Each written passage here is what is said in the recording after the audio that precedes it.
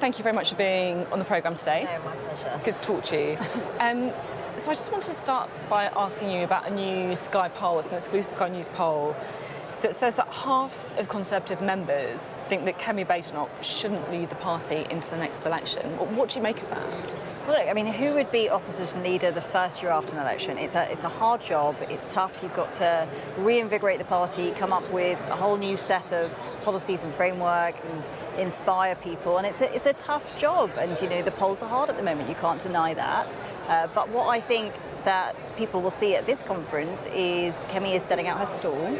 Today was the Economy Day. We've made announcements across business, for young people, around welfare, and in my policy area, energy. So I'd love to see what they say after all of that. Yeah, I mean, you say that no one would want to be opposition leader at this point, but members have got an idea of who they think could be up to that job. 46% of members say they want Robert Jenrick to be leader. That's compared to 39% who want Kemi Badenoch. So is it her that's the problem? Well, I mean, A, that's actually quite a small difference, and B, like I said, I'd love to see what they say, having seen a bit more from Kemi. And today was Economy Day. We've still got 2 days to go, and I think, look, even Kemi has said there's been a bit of frustration about not rushing to set out policies, but what she wants to do was take the time, think things through, and put forward a package at this conference. Do you think the Robert Jenrick thing has become a bit of a distraction? I think in politics, for as long as I've been around in politics, people care about the personalities. You could talk about sort of Keir and people saying, oh, well, he's going to go, and is it going to be Angela? We talked about that at Labour conference. We talked about that at Labour conference. I mean, at this conference, you know, half of your members are saying that they don't think your leader should lead them into the next election. And the reason they think that is because they're worried about where you are in the polls. You know, they think you're going to get absolutely hammered at the local elections. They think you're not governable, not electable.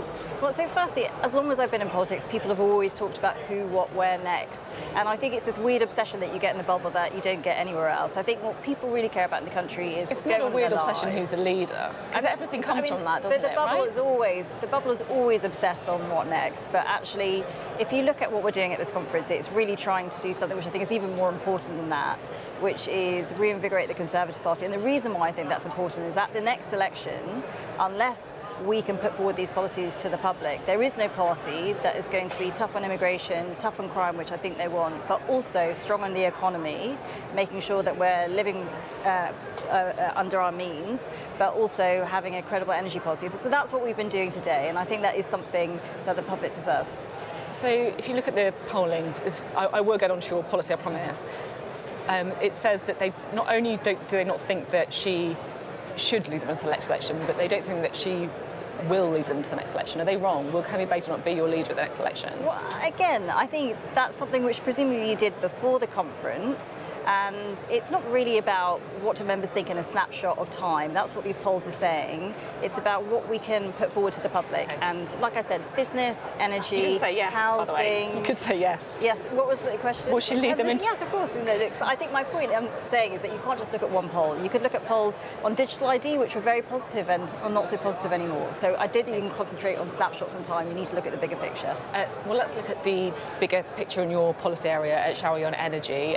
You were talking today about net zero, about renewables. Do you believe that humans are causing climate change?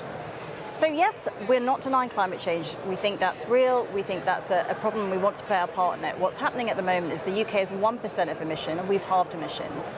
99% of emissions are happening elsewhere, and they're rising much, much faster than we can cut them here. So we have a choice. And the question is, do you spend hundreds of billions of pounds just forcing every single drop of carbon out of the UK system here, even though that might raise costs for consumers and might push businesses abroad? That's some of what we're seeing at the moment, is businesses are going to other countries which often have a much dirtier system.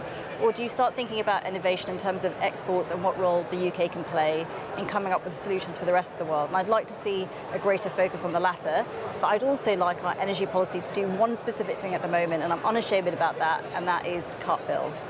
Do you have the same climate policy as Reform?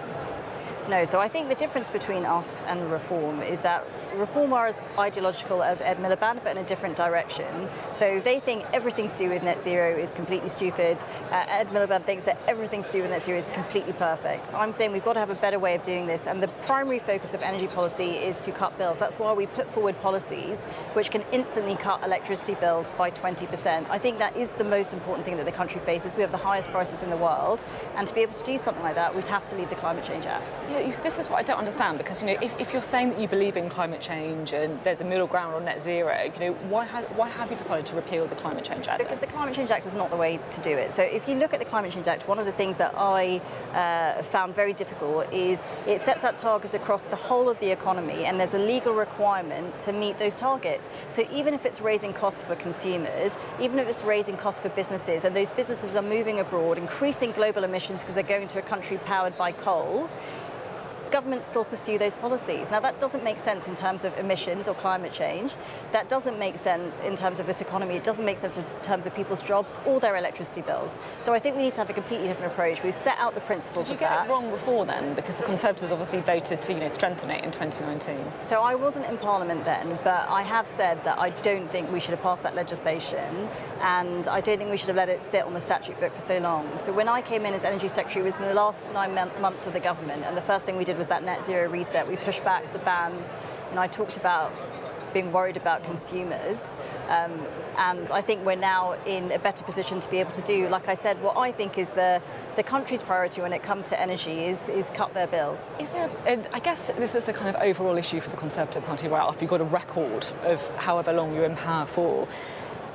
How can people believe you on climate change when you did something different when you were in government to now? And it kind of feeds through so many different things. You had Mel Stride today talking about welfare reform when he was the Work and Pension Secretary that saw a rising welfare bill. You talk about being trusted in the economy, and many people think that the Conservative Party crashed the economy. How are you ever going to be able to shake this off? Well, firstly, one of the things that you have to do in opposition is not just scrutinise the government, scrutinise yourself and see where you got things wrong. On welfare, we did actually have a good record going up into the pandemic. There were very peculiar and exceptional circumstances during the pandemic which saw the welfare bill start to rise. But even at the last election, we had put forward plans to start bringing down that bill. And we're actually now the only party... The whole point is not about putting forward plans at the election. Anyone can do that. The difficulty is changing it in government. And you were in government for years after COVID, right? Just on welfare, we were the party that brought that down. And by the way, it had a positive effect. So one of the things that I did in the past before politics was work at the Centre for Social Justice. We looked at people in poverty. Welfare went up under the Conservatives. It went up under Mel Stride as well. From 2010 until the pandemic,